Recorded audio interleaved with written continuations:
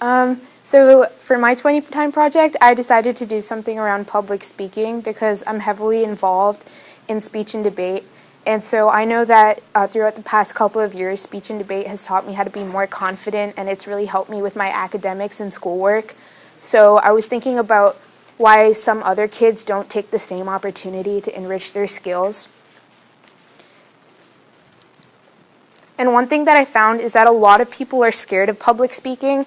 In fact, a lot of statistics say that 75% of people are scared. However, when I interviewed some people around our school, I found out that the majority of kids claim that they actually don't have a fear against public speaking.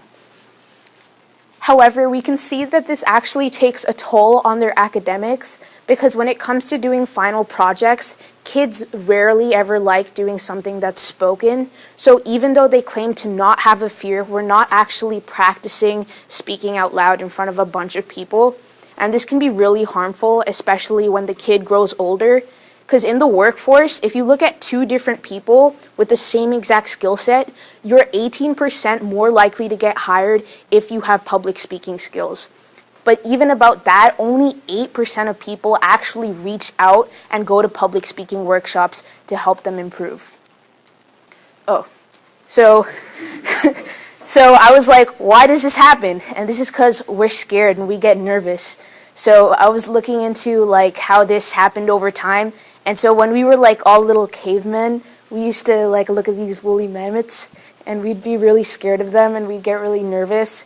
And that has translated into new things. So now that woolly mammoths don't exist, we have things like giving presentations and talking in front of people. And that is our new woolly mammoth. So basically, I started kind of looking at our own program that we have here at Saratoga High School to see what we could improve upon that to create public speaking workshops that were not intimidating for kids. So here's the first thing I noticed. These are our three coaches. Wave hi to them. All right, hi, cool. So we have three coaches, and then those are all our students.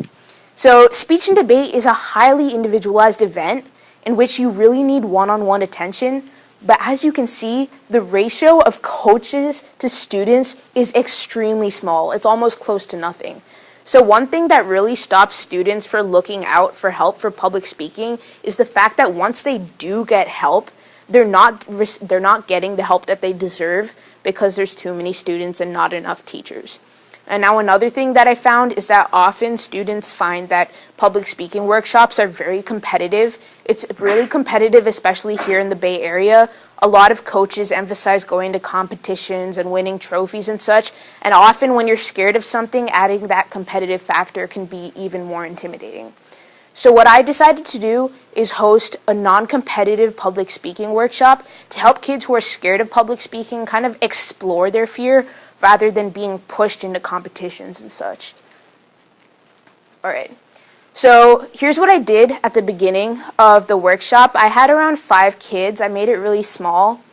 And I had them rank themselves on a variety of different topics and kind of give brief explanations of how they rank themselves and why.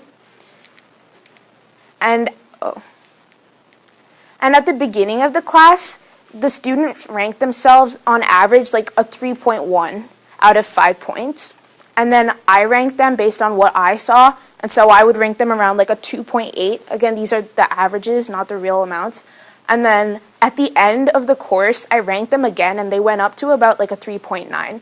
So it was close to like a 0.8 difference, and I definitely did see improvement. However, we did have a couple of problems along the way. For example, I was going to host the workshop at school, but unfortunately that didn't work out. So I learned that I actually had to have a backup plan. And then also at one point,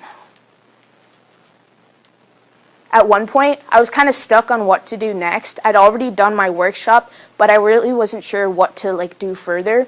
So what I decided to do is work with dyslexic kids who are having trouble with reading and speaking.